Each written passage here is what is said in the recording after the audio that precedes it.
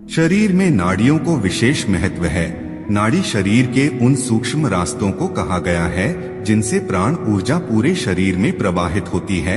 स्थूल शरीर में नाड़ियों की संख्या लाखों में बताई जाती है, लेकिन हठ योग प्रदीपिका के अनुसार मनुष्य शरीर में कुल 72,000 नाड़ियां होती हैं।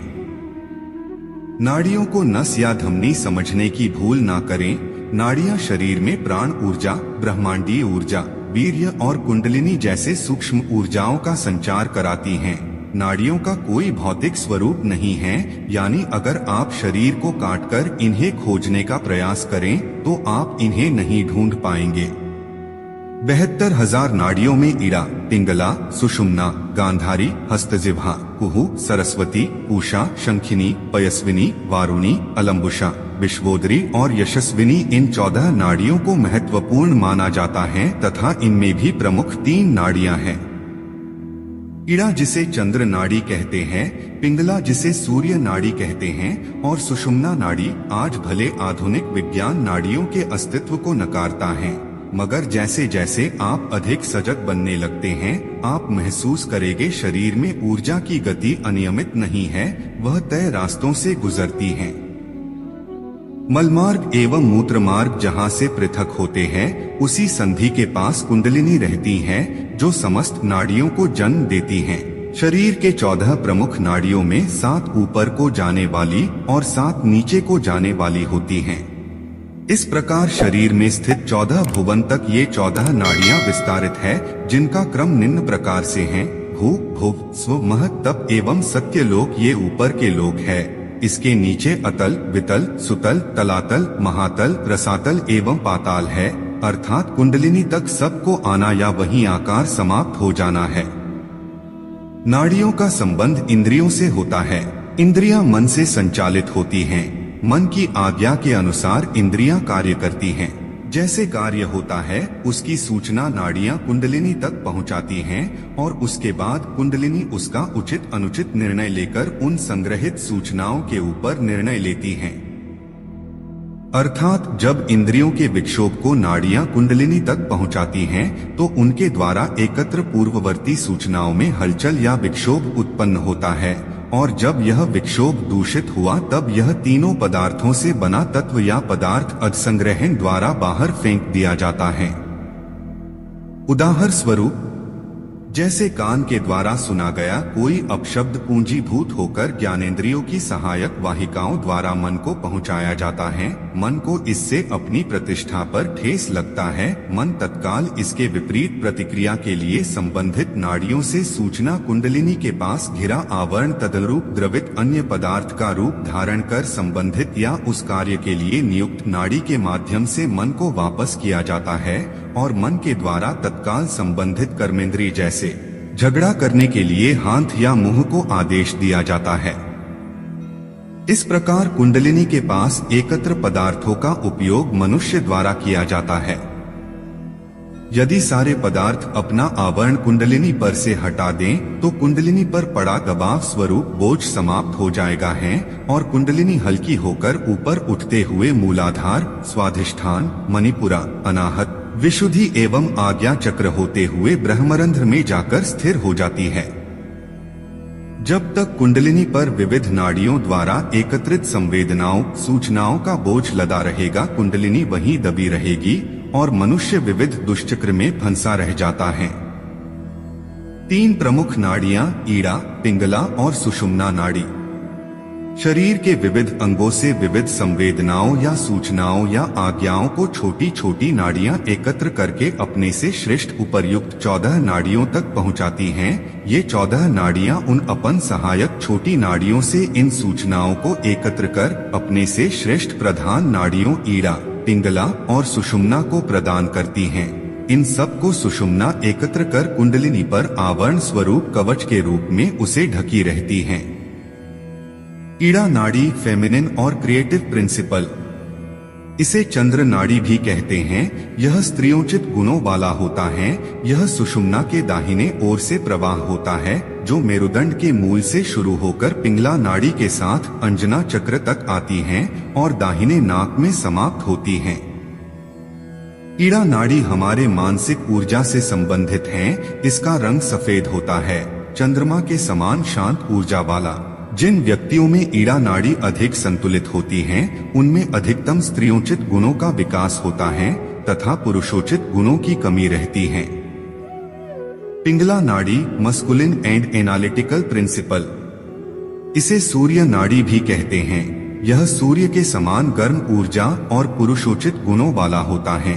यह सुषुम्ना के बाहिने ओर होता है तथा ईड़ा की सहायक होती है। मेरुदंड से शुरू होकर ईड़ा और पिंगला नाड़ी सभी चक्रों में एक दूसरे को स्पर्श करते हुए अंजना चक्र से होकर पिंगला नाड़ी बाहिने नथुने में खत्म होती है। पिंगला नाड़ी से प्राण ऊर्जा की शुरुआत होती है। इसका रंग लाल होता है। इसे सूर्य से संबंधित माना जाता है। जिन व्यक्तियों में पिंगला नाड़ी अधिक संतुलित होती हैं, उनमें अधिकतम पुरुषोचित गुण होते हैं, जैसे साहस, शौर्य, पराक्रम। सुषुम्ना नाड़ी, इसे ब्रह्म नाड़ी भी कहते हैं, मूल रूप से सुषुम्ना गुणहीन होती है। उसकी अपनी कोई विशेषता नहीं होती। वह एक तरह से शून्यता या खाली स्थान है। अगर शून्यता है तो उससे आप अपनी मर्जी से कोई भी चीज बना सकते हैं। सुषुम्ना में ऊर्जा का प्रवेश हो जाए तो आप एक नए तरह का संतुलन पा लेते हैं। इससे आपके अंदर एक विशेष स्थान होता है जो किसी भी तरह की हलचल में कभी अशांत नहीं होता, जिस पर बाहरी स्थितियों का प्रभाव भी नहीं पड़ता। आप निष्पक्ष हो जाते हैं। आप जहां भी रहे वहीं का हिस्सा बन जाते हैं, लेकिन कोई चीज आपसे चिपकती नहीं है। आप जीवन के सभी आयामों को खोजने का साहस सिर्फ तभी करते हैं जब आप इस स्थिति को प्राप्त कर लेते हैं। राजयोग, पतंजलि योग में जब मन को यम, नियम, आसन, प्राणायाम और प्रत्याहार से स्थिर किया जाता है, तब सुषुम्ना में ऊर्जा का प्रवेश होने लगता है। नाड़ी योग विज्ञान क्या है? ईड़ा और पिंगला जीवन के बुनियादी द्वैतता का प्रतीक हैं, जिसे हम परंपरागत रूप से शिव और शक्ति अथवा पुरुषोचित और स्त्रियोचित भी कहते हैं। यह हमारे दो पहलू लॉजिक, तर्क, बुद्धि और सहज ज्ञान हो सकते हैं तथा जीवन की रचना भी इसी के आधार पर होती है। सृजन से पूर्व सब कुछ अपने मौलिक रूप में होता है। इसमें कोई द्वैत नहीं होता, मगर सृजन के साथ उसमें द्वैतता आ जाती है। यहाँ पुरुषोचित और स्त्रियोचित लिंग भेद या शारीरिक रूप से स्त्री या पुरुष होना नहीं है, बल्कि ये प्रकृति के कुछ खास गुण हैं जिन्हें पुरुषोचित और स्त्रियोचित कहा जाता है। आप पुरुष हो सकते हैं, मगर यदि आपकी ईड़ा नाड़ी अधिक सक्रिय है तो आप में स्त्रियोचित गुण हावी हो सकते हैं। इसी तरह पिंगला नाड़ी अधिक सक्रिय होने पर पुरुषोचित गुण हावी हो जाते हैं। जब आप दोनों नाड़ियों, ईड़ा और पिंगला के बीच संतुलन बना लेते हैं, आप प्रभावशाली बनने लगते हैं। आप जीवन के सभी पहलुओं को समझने और अच्छी तरह संभालने लगते हैं। अधिकतर लोग ईड़ा और पिंगला में जीते और मर जाते हैं। मध्य स्थान सुषुम्ना निष्क्रिय बना रहता है। मानव शरीर विज्ञान में सुषुम्ना सबसे महत्वपूर्ण पहलू है। इसके मुताबिक जब ऊर्जा सुषुम्ना में प्रवेश करती है, जीवन असल में तभी शुरू होता है। सूर्य, चंद्र और सुषुम्ना स्वर। स्वर विज्ञान एक बहुत ही आसान विद्या है। श्वास जीव का प्राण है और इसी श्वास को स्वर कहा जाता है। स्वरोदय विज्ञान के अनुसार श्वास अगर दाहिने नथुने से निकल रही है तो यह श्वास पिंगला अर्थात सूर्य स्वर है। यह श्वास गर्म होती है। इसके विपरीत बाहिने नथुने से निकल रही श्वास ईड़ा अर्थात चंद्र स्वर है। यह ठंडी होती है। दोनों के मध्य सुषुम्ना का स्वर प्रवाह होता है, अर्थात जब श्वास दोनों नथुनों से श्वास निकलने लगे तो यह सुषुम्ना स्वर है। उपरोक्त श्वास के निकलने की तीनों क्रियाएं ही स्वरोदय विज्ञान का आधार है। अपनी नाक से निकलने वाली सांस को परखने मात्र से आप जीवन के कई कार्यों को बेहतर बना सकते हैं। सामान्य अवस्था में नाक के एक ही छिद्र से हवा का आवागमन होता रहता है, कभी दायां तो कभी बायां। कुछ समय के लिए दोनों छिद्रों से श्वास निकलती है। सुषुम्ना नाड़ी के चलने से दोनों नथुनों से श्वास चलने लगती है। नाड़ियों को कैसे खोला जाए?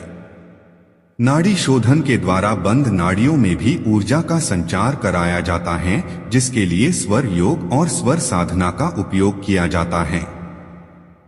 आप अपनी ईड़ा और पिंगला नाड़ी को स्वर योग विशेष श्वसन क्रियाओं के माध्यम से खोल सकते हैं। जब बाहिना स्वर चल रहा होता है अर्थात बाहिने नथुने से श्वास चल रही होती है, तब पिंगला नाड़ी में ऊर्जा का संचार हो रहा होता है।